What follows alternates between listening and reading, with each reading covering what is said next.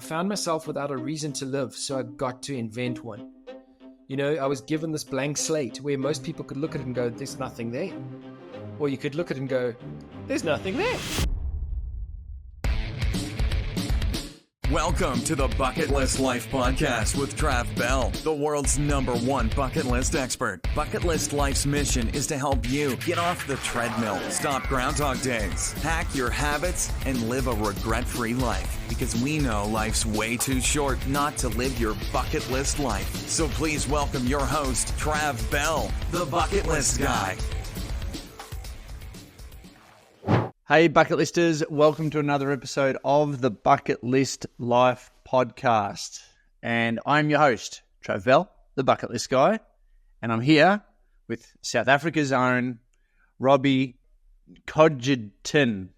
Did I get that right? No, not at all. It's Kojetin, but it's all good. All good. I think that's how it's pronounced because I've never met another one. Yeah, not the most common surname ever. How do you say your surname? Kojetin. The J's pronounced like a Y. Yeah, right. I knew there'd be some sort of, slant to it. I got Robby right. So how are you, mate? I'm doing super good. Getting over the flu, but hundreds and back on my feet. Yeah. Look, fantastic, man. Fantastic. Stoked that you could be on. So whereabouts are you in the world right now? So I'm based in Johannesburg. I live here with my wife and my daughter. She's 5.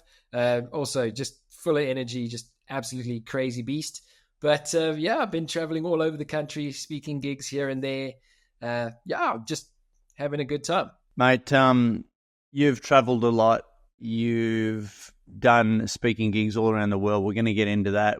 You've summited some of the highest peaks, should I say, and done some crazy shit on your bucket list, which we'll really dig into. Really living a bucket list life. The question I ask a lot of guests, what do you put on your incoming passenger card when you come into a new country? You know, when they ask you, what's your occupation? Mine changes all the time, but, I'm interested to just hear what other people put. Most of the time, it's if I'm traveling, it's either just I put speaker because it's short and quick to read, get out of the airport as quick as possible. But it could be a number of things because I'm not just a one-trick pony. I come from an advertising background. Advertising background, which has led me to art direction, painting, sculpting, all sorts of things, but mainly speaking now when I travel. So that's my main sort of track. Yeah. So that's been before speaking, that was the main career in advertising, was it?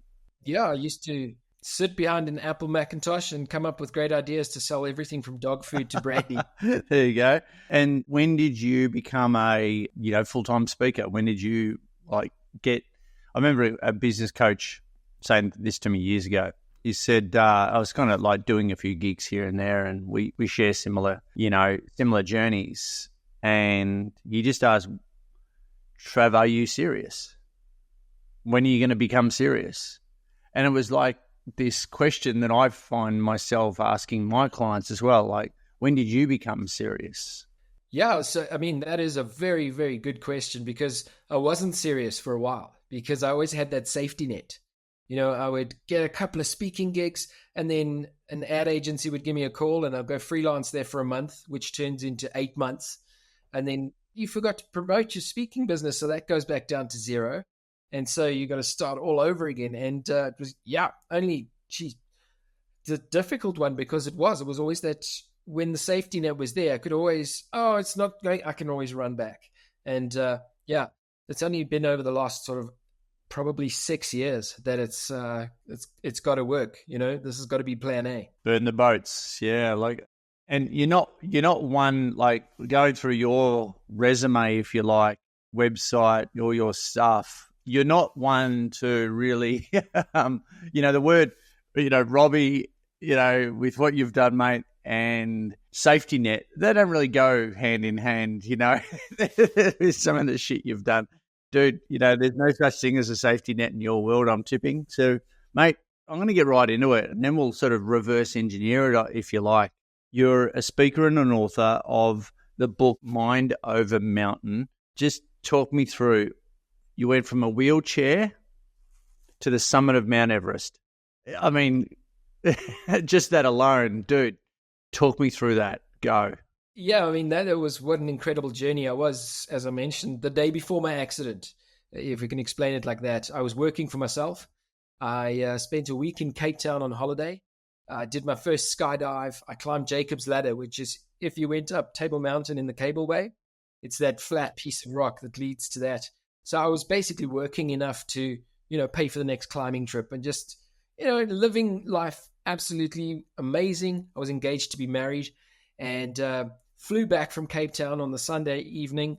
Monday night, I had a climbing accident at an indoor gym. And I can't even say it was like, somewhere awesome, like the deserts of Tibet or something like that. It was at an indoor climbing gym. I can't even say I fell. I jumped. I jumped off the wall and landed on a safety mat. Those thick gymnastics mats. And as luck would have it, I hit a split in the cover.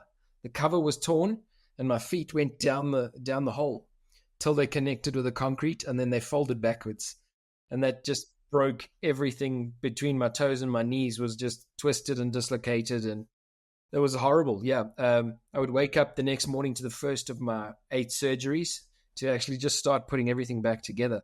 And everything changed. Working for myself as a 28-year-old, you know everything. So you go out on your own and you're creating this world for yourself.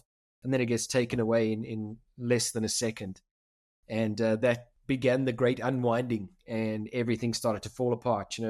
Depression and anxiety. And, Robby, that guy who climbs mountains, I mean, by the time my accident happened, I'd climbed Kili twice.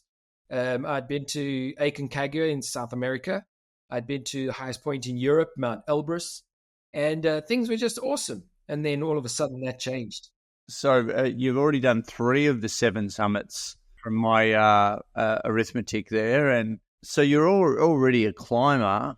And then to take, that's got to... The reason why I do this podcast is, one, to connect with legends like yourself, to help people understand and hopefully help them, extract the real meaning behind this podcast. And that is, the mess has become your message. The breakdown before breakthrough moment, the tragedy to triumph story. And you'd be the last to go, oh, I just battle on. That's just how we... But the resilience stuff, we can't have enough of those messages, right? And that's what you speak about. That's what you write about. But that's what this podcast is all about. So listeners, watchers, I want you to just dig into, it doesn't have to be an extreme wheelchair breakdown kind of moment. You've got your own version of that. But what I want to dig into, Robby, is the psychology of hitting that rock bottom, pardon the pun, kids. What do you, where are you? What do you do? And I know you're okay with, because you're a speaker, we have to deal with our pain openly on stage, group therapy. But dude, I want to go through that, having your wings clipped like that, the psychology, what were the first immediate, steps? Because I know you're not one to wallow, but, there is that time. Yeah, you've got to go through the horrible parts. And, in the beginning, I mean, the day sort of after I got out of hospital, I lived in a kind of complex, and I could hear my mom speaking to the neighbors while I was lying on the couch with 2 giant plaster casts. And, the jokes fly around. They're like, oh, kids will be kids. And, haha, we're going to get our own nameplate at the hospital because kids are always doing something stupid. It's not the ankles. And it was funny for about 48 hours. And then the novelty wears off. And you realize that this is the life. This is your life, and there's no eject button. Nothing to run away from, pun intended again. And it's all clouded by a haze of painkillers, and reality is just, it's removed. It's like being laminated. You can see the world happening around you, but you just can't reach it. 28 years old, I always say, if you know the world's coming to an end, move back in with your folks, because 1 week will feel like forever. And that was my life for the next 9 months, being stuck on a couch, and friends stop coming around because, you're not as much fun as you used to be. Depression starts to set in. All of these dreams that you have for yourself they've just been moved one more step further away. And with that just becomes hopelessness. And once again, it's a chicken egg situation. The more depressed you become, the less people want to hang around you or speak to you or spend time with you. So the more depressed you become. And with that, with the depression becomes this anxiety, because I was supposed to be getting married, and the wedding day is getting closer and closer, and I'm just racking up debt on credit cards. I can't see clients. I mean, working from home did not exist in 2006. There was the days of dial-up. If you're younger than 30 years old, ask someone to explain dial-up to you. But Get them to do the noise. yeah, no. Yeah. And yeah, you're heading towards this rock bottom place where it is so deep and dark. And I started thinking about suicide. My time on the internet was, I was either looking at double below the knee amputation, because by that stage I had these feet I didn't want. I thought if I could at least cut them off and replace them with fiberglass or whatever, then they wouldn't hurt all the time, and I could maybe start to, at least participate as an amputee, because at the moment I was nothing. And that realization of nothing just pushes you even further down. And people, they'll make a joke and they say, oh yeah, the cripple. And you go, ha, all fun and games. But that night when you're on your own, you start to just ponder methods on how am I going to get out of this? And everybody will have their this. Nobody's got, here's the good news. No one's immune from the bad times. Your this will happen, whether it's a divorce or a diagnosis or something like, you pick up the phone and the doctor tells you got 6 months to get your shit together. And nobody's immune from that. And you just get lower and lower until there's a point where I was researching how am I going to kill myself. And I was on a painkiller that it's morphine based. And all the research I'd been doing, I understood that what it would do was just repress my breathing reflex. And I would then slip into unconsciousness and all of this would go away. This being this life I'd been stuck with that I didn't ask for, that handful of ones and threes that I couldn't do anything with, handful of cards that no one wants to play. And I thought about chucking it in. And it sounds like, and when I do talks, I put it in a fun way so that nobody in the audience wants to slash their own wrists. But no, you got to be careful you don't trigger people, right? Yeah, absolutely. But I was in a position where, I'm a Springbok Scout. I think in Australia it's called the Queen Scout. I know all the knots in the book. I could make a hangman's noose if I wanted to, but I'd given my climbing ropes to my friends. I had no access to a gun. And these were the thoughts that were going through my head. I'm just thinking, I want out. I want, game over. This is not what I signed up for. And, the research showed that you can't drink enough bleach before your automatic response is to just vomit it up. And then you're left, even worse off than when you started. Wow. I don't even know. Is that a method?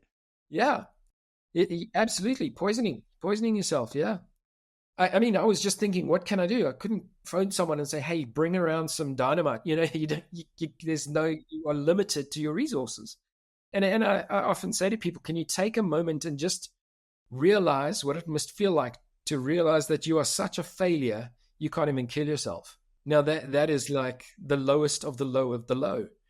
And as fate or luck or whatever you want to call it, as it worked out, I made myself a promise. I said, there's got to be 70 tablets in that bottle because I have to do a fantastic job of this. You can't stop halfway, because all the only thoughts in my head was my medical insurance won't pay for it if you botch it. And then you're left with a vegetable on a heart-lung machine for my mom to turn off. And that's not on her bucket list in any way. No. Oh, nervous laugh. No, absolutely. It's an incredibly uncomfortable place to be, and I said there's got to be 70 tablets, and I sat there counting them after a fight where my fiance and her parents have just left my house. The wedding is off. The relationship is gone. I have absolutely nothing to live for, and I'm counting tablets. And sadly, there's as luck would have it, there were only 57 tablets in the bottle.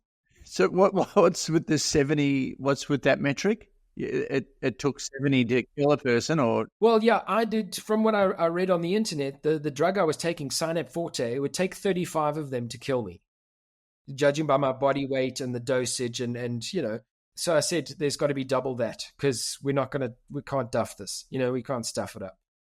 There's one way or no way. I mean, I was serious. Suicide is such a horrible place where you are willing to hurt yourself so badly, you die from the injury. And most people cringe when you say, take a piece of paper and run it through that piece of skin there and give yourself a paper cut. And everyone goes, ooh, And now imagine that mindset. And when I realized that I was up shit creek without a paddle, I went to bed and I tried to sleep it off. And I tried to sleep the next day away. And I tried to sleep the next day away. And then eventually I found myself in a place where I had to make a decision. And you can't do these sorts of things on your own by any means. So, I mean, if there's a message in there, if you are in a place like this, get professional help. There are people who it's their life passion to help people out of these situations. They're not there to judge. They're just there to listen and help you find your solution. Yeah, we've got Lifeline here in Australia. We've got Lifeline. We've got Beyond Blue. I'd like my team. I know that you'll be, and I'm going to leave this in, team, my podcast team. Can you guys, because we're talking about this, it could be, you could be right now driving your car. You could have had a shit day. You could have just had a fight with someone. You could be just down in the dumps. I'd really encourage everyone to take this seriously. And if this is upsetting, to talk about this, because I've been through depression as well, mate, and there's always that breakdown before breakthrough, of course. But I want to just, albeit mild compared to what you're talking about, but I really encourage, my listeners, watchers, to go into the link of this podcast, and I want my team to put in the Lifeline number, and I don't know it off the top of my head, the Beyond Blue number, and any other number or website that we can visit if this is upsetting you. So please chuck that in there, guys. And Robby, please play on. Yeah, sorry. Aren't you glad you tuned into this motivational speaker? Yeah. That's you two talk about the same stuff as I do. I get, we get up and all right, well, we've got fuck all to live. You're 40, so you got 80. Let's call it 80 years. You got 40 left. Talk about the C words. Talk about cancer. And one of the jokes, just to break the mood, because I basically give everyone a virtual cancer diagnosis when I talk. And you do the same sort of version of it. And I just make a joke when everyone's like, oh, God, what did I come here? This is my annual conference and this is, I'm meant to be having fun here. This bloke's talking about cancer and I was like, who bought the motivational speaker? And it sort of breaks the room up and everyone has a nervous laugh and, oh, thank God. Yeah, and then we kind of pull the bowing up, pull back, pull up. But like that. But in all reality, though, mate, like you're excellent at this as well. As a speaker, though, you've got to, we go in for an hour, 45 minutes, sometimes hour and a half at best, to do a keynote at a conference. So it's pretty presumptuous that you're going to change someone's life in an hour. When they've got the backstory, they've got all the, stuff that's going on in their life and overwhelm, et cetera, et cetera. So we've got to disrupt to a certain extent. And your story certainly does that when you talk about cancers and all that. It's not just all happy families and talking about bucket lists and all the stuff, lovely stuff you want to, there has to be a degree of disruption, right? And your story certainly does that. You get people thinking in a different way. So you're at rock bottom. Let's go back there. Yeah, to absolute darkness. And the light at the end of the tunnel has officially been turned off. And it's the craziest thing because over the next few days, like I said, I had some serious decisions to make.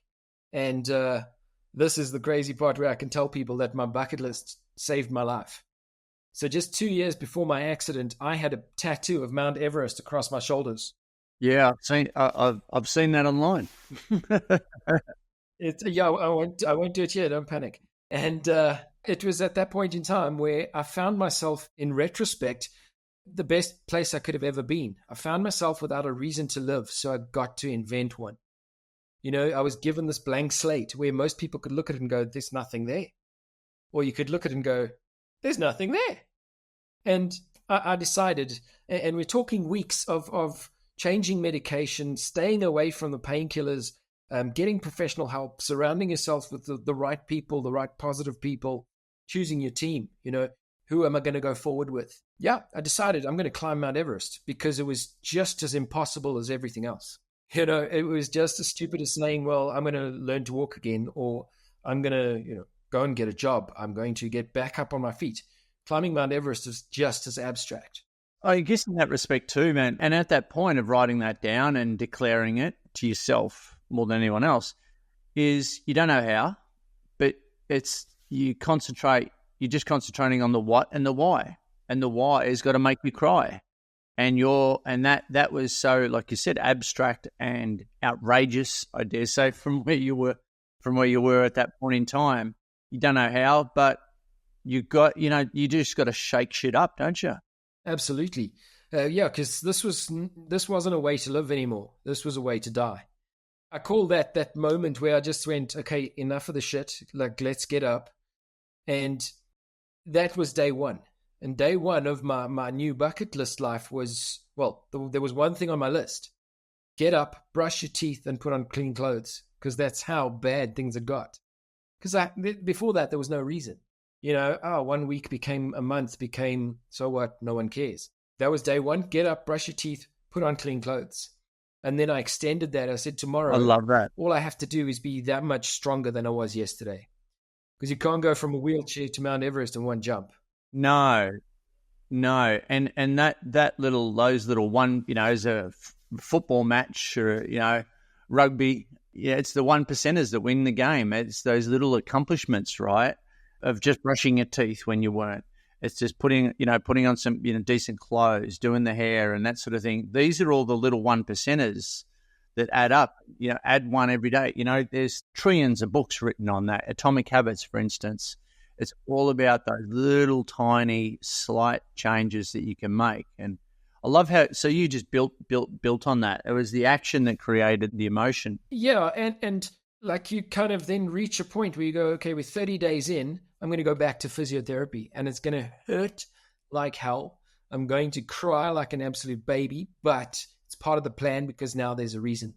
I'm going to go climb Mount Everest. And you don't have to tell everyone about it. It's not like a trumpet sing an angel, There's nothing like that.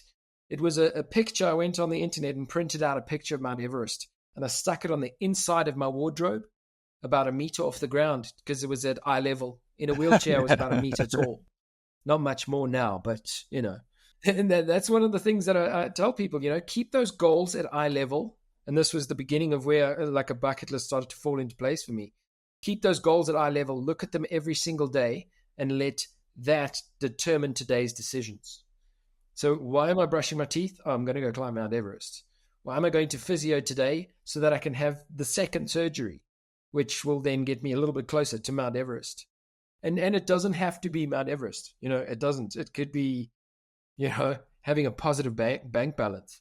I'm not too sure where I found the concept, but have you heard of a food party? Finally out of debt. A food party, finally out of debt. And people have those and it's a bit twisted, but people also have divorce parties. I'm divorced, I'm set free. Finally out of debt. And it's reality. How many of us can say that we're absolutely debt-free? I can't. I work hard and I do what I love, but the bank still owns a large portion of my house, but we get in there. And whatever that goal is. I think I've just added something to my bucket list. I think I need to have a food party. I'm not ready. I'm not ready yet, but I'm still the bank's bitch. And for sure. I need to organise a food party. Probably go back into debt doing the food party. Back at square one. Well, then when you get out again, you can have another party. But we might start a cycle here. But until it becomes a thing, is that, I love the Americans. They're like, is that a thing? Yes, it's a thing. Until you make it a thing, put it on the front burner, take it off the back burner, put it on the front burner, make it that reason. And just keep pushing one little tiny bit at a time. On day 414, I graduated to crutches. So that little picture moved up about that much on the inside of my cupboard door. So you're in a wheelchair for 414 days. 414 days Shit. until I could Wow. sort of start spending time on crutches. And then to put it all into context, I got rid of the crutches. And you know what they say, if you can walk funny, you can run funny. And if you can run funny, you can train funny. If you can train funny, you can walk to the top of the highest mountain in the world funny. And that's what I did. I've never heard that last bit before, but yeah, I guess. Because I made it up, yeah. To put it into context, day 928, I stood on top of Mount Everest. Yeah, if anyone didn't believe it was possible, it was me. But I had to keep reminding myself that the odds were stacked against me. It was stupid. I did not have the $45,000 it was going to take. In fact, I had a lot less than that. But we made it happen. You know, and as you go along, you tell your story to someone, and that sparks an idea. Before you know it, your trip's, you know, being sponsored by this one, and these people are helping, and these people want to just send you vitamins to help you on your way. And yeah, there's so many lessons along that journey, and just it's amazing. So tell me, you know, last time I checked, you know, that's what, 45 USD. So last time I checked, and ours is exactly the same. The South African rand is, you know, kind of just about the same as the Australian dollar in terms of comparison against the USD. I think I'm selfishly, how did you put that together? You know, did you get sponsors? Did they pay for it? Did you do fundraising? Because, you know, I've always said, and this is, you're going to give it a great example on this. It's not about, you know, it's not a matter of resources. It's a matter of resourcefulness. When you want something bad enough, when the why is strong enough, the how will figure itself out. So tell me about that process. So coming from an advertising background, I racked my brain, and I just thought, you know, I've got to go. I wasn't born with a silver spoon in my mouth. Like I mentioned, I was to the back of my eyeballs in credit card debt. I was properly down shit creek. So I said, the idea is to take the world's biggest summit banner to the top of Mount Everest. And I was going to break it into blocks, just a little bit bigger than a business card. And I would sell them for 500 Rand each, which is, it's 12 Rand to an Australian dollar. So yeah, I'm just trying to work it out. I think $60. And for that, you could put your logo, you could put a picture of someone you loved, a picture of your dog, whatever you wanted. I didn't care. We'd print it all on the banner, and then I would carry it to the top of the world, and you could be a part of this amazing story. And I wangled a radio interview, and I went on air, and I told them about this concept. You know, we're gonna take this banner, and the DJ called it this patchwork of miracles. And I was like, that'll work. I'll take that. Oh, that is advertising one ping. The patchwork of miracles, you know. Yeah. And we were talking about, I think at the time I had sold 2 blocks. Thanks, Mom. And afterwards, I got 2 phone calls after the interview. And one was from a guy who just happened to hear me on the radio because he left work early to take his family to the Kruger Park and just happened to work for one of South Africa's biggest business banks. And they just happened to have an internal campaign. They didn't breathe a word of it to the public. Internal campaign to be the best business bank by 2010. And their theme was mountains. They were at base camp. They were going to work to camp 1 to camp 2.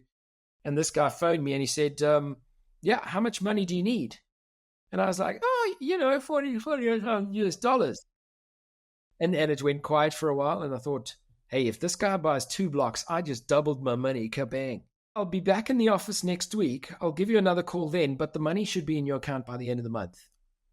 And I went, I'm sorry, what?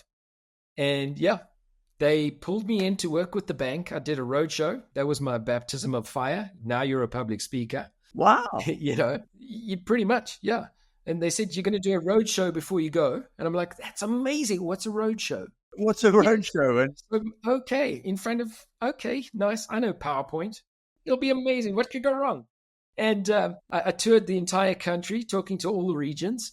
And then they flew me off, and I went off and climbed Mount Everest. And then when I came back, I did another tour with, you know, the victory story. And for them, it was incredibly powerful. And I made such amazing connections with real people. And that's where I was like, I need to do this.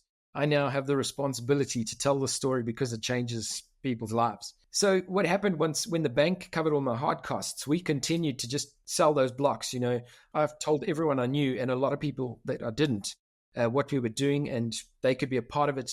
And yeah, we carried on, and eventually I was able to raise close on, if you do the maths, 10,000 Aussie dollars. Back in 2009 was a lot. And I made an anonymous donation to childhood cancer in South Africa. Bang, boom, that's what happened. But people made a difference. And that was how I got to pay for my big camping trip, so to speak. Well, 22 minutes on the top of Everest at minus 47 degrees Celsius, people, Celsius, with winds at 90 kilometers an hour. How the hell did you have the hands, the breath to get out this freaking banner and do your job? Well, if you watch the footage, and it's all available on my website. In fact, I was part of a Discovery documentary called Everest Beyond the Limits, Season 3. And while I'm going through all of this, there's a camera in my face, kind of like trying to capture the emotion. And I'm just blubbing. I'm just like, it's ridiculous. But I had this vision in my head, myself and another climber holding this huge banner up as the, sun was amazing. And being the slowest climber on the team because of 2 broken ankles, we got there as the weather window was closing. So that flag was just wrapped around my neck. I basically held on to it because if I let go, it would be somewhere in India now. And we got the photos, and then, the Russell on the radio crackles to life and he says, "Well done, mate, but you're halfway." Then you go, oh shit, yeah, got to get back down on the same legs that got me up. And that in itself was a journey.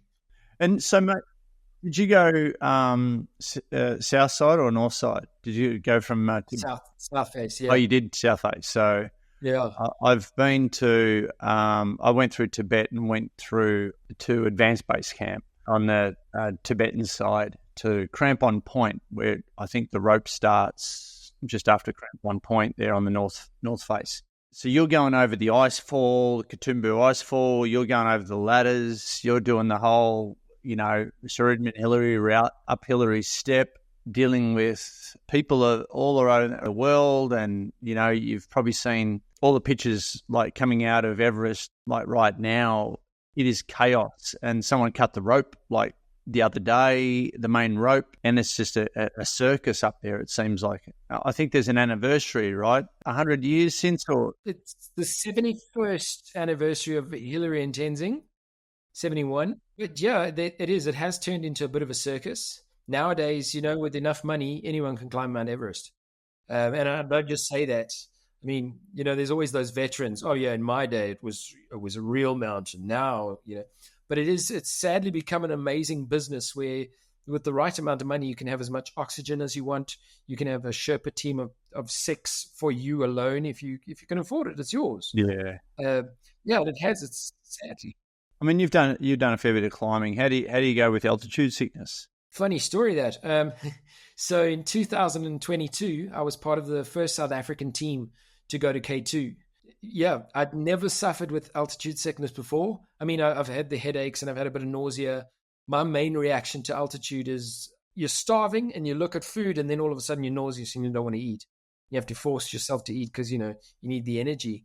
But I hadn't struggled with altitude sickness. I'd been above 5,000 meters about 25 times.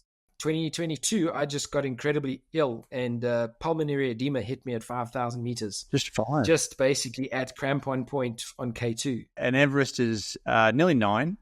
So... Yeah, I had some work to do.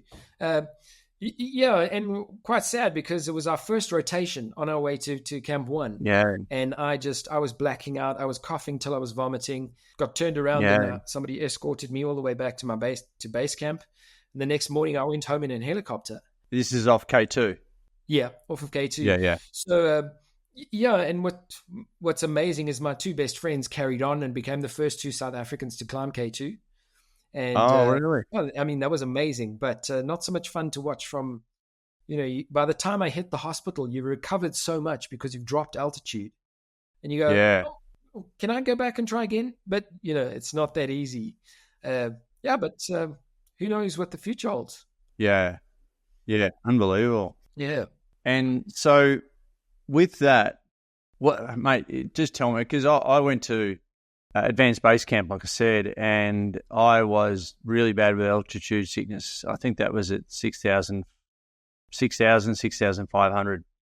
And I was suffering. And I look north, up at Mount Everest, and that's when I created. I was really sick, parked around the bowl, throwing up. That's when I created chapter 13 in my book, called the Fuck It List, and that's I had Summit Mount Everest on my bucket list.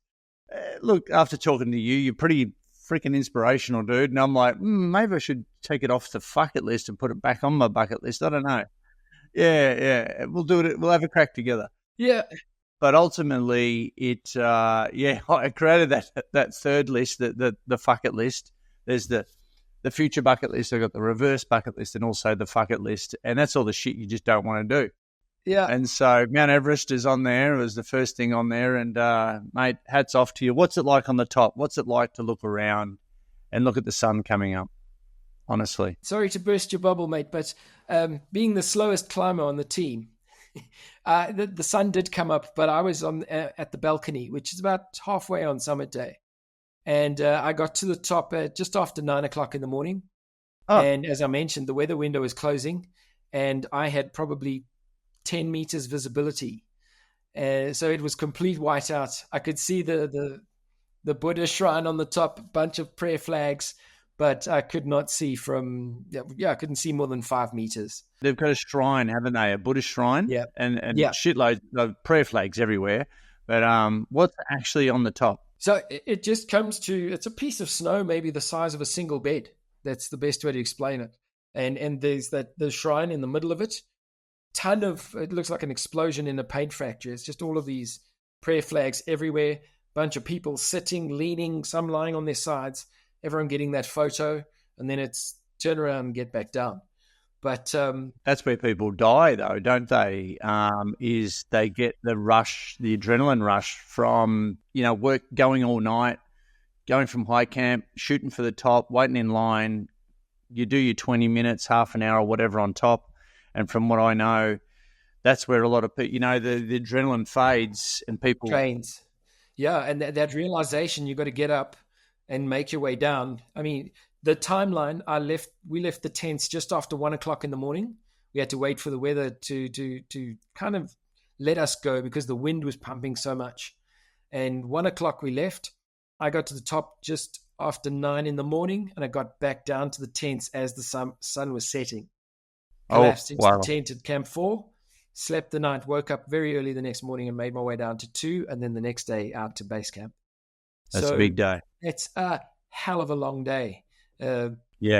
It's like running an ultra marathon, and then you get your medal, and somebody gives you a juice bottle, and then they go, "Cool, see you back at the start line." You're like, yeah. And we hear of a lot of guys, especially guys because of ego, getting summit fever, and that's what kills them. For sure.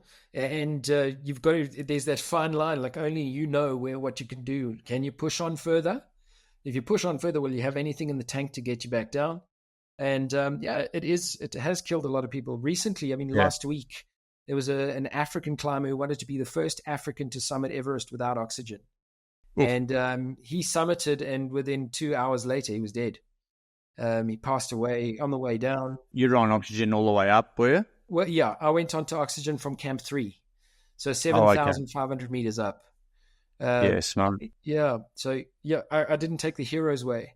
So yeah, to tell you about sunrise on Everest, I can tell you about sunrise on the balcony, but I saw the sunrise on Kili, if that matters. Oh, same here. I've done that myself, and I wasn't in the best state when I got to the top of Kili either, because I went up way too fast with my Sherpa. Mate, after that, you've done an Ironman. Yep. You went crazy with your bucket list. Talk me through some of the feats, because you've kind of done the big one. Let's just claim that, and then you went on to do other crazy stuff on your bucket list. So what are the other things that you've managed to tick off? Yeah, so the Ironman is a particular one because the Polish doctor that did my 8th operation, I overheard a conversation with him talking to my mom, And she was like, is he going to be able to run or do any exercise? And the guy was like, nope, he's not going to run. Sorry. Maybe for his 30th birthday, he must get a Zimmer frame. Oh, fuck. And she said, and climbing mountains. There's your motivation talk right there. There's a kick in the mouth. Yeah. Funny like shark attack. And she said, what about climbing mountains? And he said, nope, he can't do that anymore. It's not going to happen. And I was like, fuck that. So 2 years after Everest, I entered the Ironman, and I didn't win it. I finished in 15 hours, 20 minutes. You got 17 hours to finish it. So, prize money's long gone. I didn't make the fireworks. I missed all of the hoo-ha, but I finished it. And that's all that matters. Yeah. I always say to people that I've got the Ironman medal, and it's the M dot, that logo. It's a square with a little, and the solid brass, and I've got that in a frame somewhere. But I'd really wanted to take it and mail it to the doctor with a jar of Vaseline, just to explain what you can and can't do. Yeah. Shove this up here. Yeah, no, that'd be I like that, man. I like that. What else have you ticked off? So I'm still busy with the 7 summits. I've climbed 5.9 of the 7 summits. 2 attempts on Denali in North America, Alaska. Got to high camp both times. One I couldn't carry on because of my ankles. The other I couldn't because of bad weather. But I've got to get back and finish that. And then the last one will be Mount Vincent in Antarctica. I just want to get to Antarctica, even if I can't climb the mountain. But with other climbing trips around the world, I climbed the most beautiful mountain in the world, Alpamayo in Peru. And then we had a couple of days spare, so we went to the Amazon and we went piranha fishing. And we had piranha for lunch. Fishing. Yeah. Wow. Yeah. What does piranha taste like? It's a very sweet fish. It's I would say the closest I can imagine is hake. But they're small. They just deep fry them as is, and you just crunch through. There's piranha fishing. It's one of those things you have to do. I don't know you could even eat piranha. I think piranha just eats us, right? Does it taste like human? I'm just wondering. If I answer that correctly, does it incriminate me in any way? Yeah. Yeah. I bungee jumped over the Victoria Falls in Zimbabwe. Yeah, I've been to 37 countries so far and counting, and I've eaten McDonald's in 25 of those countries. Well, there you go. Yeah. It's just one of those silly things I do just to remember that, there's some things that's the same around the world, whether you're in Chile or whether you're in Cambodia, we all have some things that are exactly the same. Yeah. So that's just a fun thing I do. And also, mate, sadly, when you're in some faraway country, when you see McDonald's, sadly, it's a relief because there's going to be air conditioning there. There's going to be food that there's going to be it's probably you can translate it into your language, being English. Yeah. And there's probably going to be internet there too. So it's a mini embassy. Yeah. Head for the Golden Arches. The McDonald's embassy. I love that, mate. What does the word resilience mean to you? So, I mean, it is a big part of what I speak about. And resilience is it's not genetic in any way. It's not like we can do a test and go, oh, Trav, you just don't have it. Sorry, mate. It's a group of decisions. Resilience is a bunch of decisions. And from the decisions, you build those habits. And those habits become behaviors. And those behaviors become who you are. I mean, I'm not telling you anything you didn't know. But one thing that the New Zealander guides used to say on Everest is the mountain's not hard. It's a prize that goes to the dumbest asshole who's willing to put up with the most shit. And that's what it is, stupid enough to enter, too stubborn to give up. So New Zealander words too. Yeah, absolutely. If they didn't swear, they wouldn't have anything to say to us. But amazing guys. And it is that. It's how much are you willing to put up with? Is this the obstacle that's going to turn you around? How much is this going to cost? Are you willing to pay that price? And what are you going to do to do it? It's a list of decisions. It's not a magical, no lama in Tibet is going to give it to you along with enlightenment, Resilience is just, you bring it on yourself. You talk yourself into it or you talk yourself out of it. Purposely, like doing there's this great saying, doing hard things on purpose, putting ourselves in that risk zone. Talk to me about that. For sure. You talk about resilience, but I also equate those sorts of things to success. Because for me, success starts when you take one step out of that comfort zone. When you go and you surprise yourself, where you go, because I remember on Everest, I got into Camp 3 and I sat there and I thought, shit, I honestly thought I'd be dead by now. And I made it into 7,500 meters. You go, you made it to Camp 3. Now let's try Camp 4. I honestly thought I'd give up or I would have died of something stupid by that point in time. And you do these things on purpose, surprise yourself, and you just keep pushing. Find the limits, and then you'll find the person. Love that. Just keep going. What can't you do? What can't you do? And then there's a whole education in when you do find those things you can't do. And I think that's where your bucket list comes in. Yeah, but also I'm sure you've said something of the sorts. On the other side of your bucket list is a you that you don't know yet, a bigger version of you, right?